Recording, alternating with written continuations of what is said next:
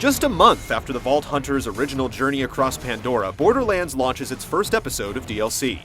The zombie island of Dr.Ned is filled with rotting brains, jack-o'-lanterns, and spooky swamps. Is it worth getting covered in putrid vomit, or should you leave this grave undisturbed? Enjoy your stay at Jacob's Cove!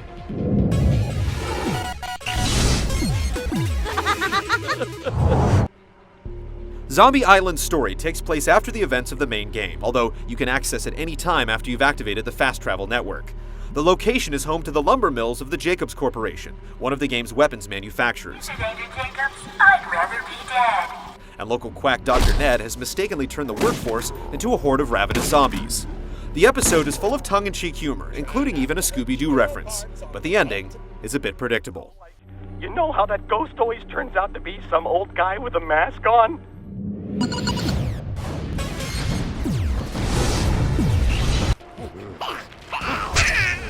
Clocking in at around 6 to 7 hours, Zombie Island takes you through a couple of dozen quests as you search for clients' missing loved ones or gather the eggs of raven-like birds called corpse eaters.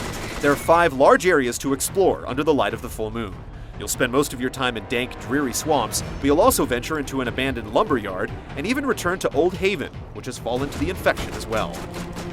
If you venture to Zombie Island with a character in the mid-30s, you can expect to gain another 4 or 5 levels, and naturally, you're likely to pick up some new weapons and gear too. However, they're all the same random goods you'd run across in the main game. There are no unique themed items to be found, and that's a shame, since we would love to take the pumpkin grenades of one specific boss as a parting gift.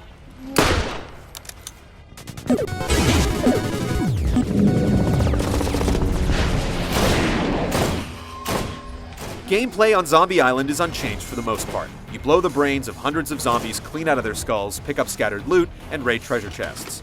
Although the standard zombies are just reskinned psychos and civilians, there are quite a few new enemies rising out of the muck. Defilers spray sticky vomit at you, which slows your movement and obscures your vision. Suicide zombies run up to you and explode, and bulky Tankensteins and wereskags regenerate health if you don't kill them quickly enough. Lucky players will also come across loot goons running around with treasure chests strapped to their backs. There are some harrowing set-piece moments as you struggle to survive the zombie masses while waiting for an elevator or bridge to lower. One scene even offers a bit of humor as you approach an amputee home, only to find legless zombies rising from the backyard. Despite the large environments, you're left to explore the island on foot. There are no vehicles and no fast travel stations beyond the entry point. If you quit playing at some far-off location, you'll have to walk all the way back the next time you boot up the game. And you have to retread much of the same ground as you complete quests. Also, one of the longer side quests tasks you with collecting hundreds of zombie brains, and the rewards for your effort are just absolutely worthless.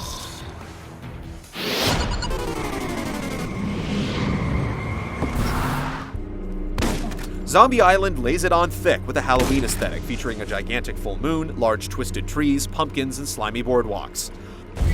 The music is composed of desolate ambient tones, giving the bayous an appropriately haunting feel.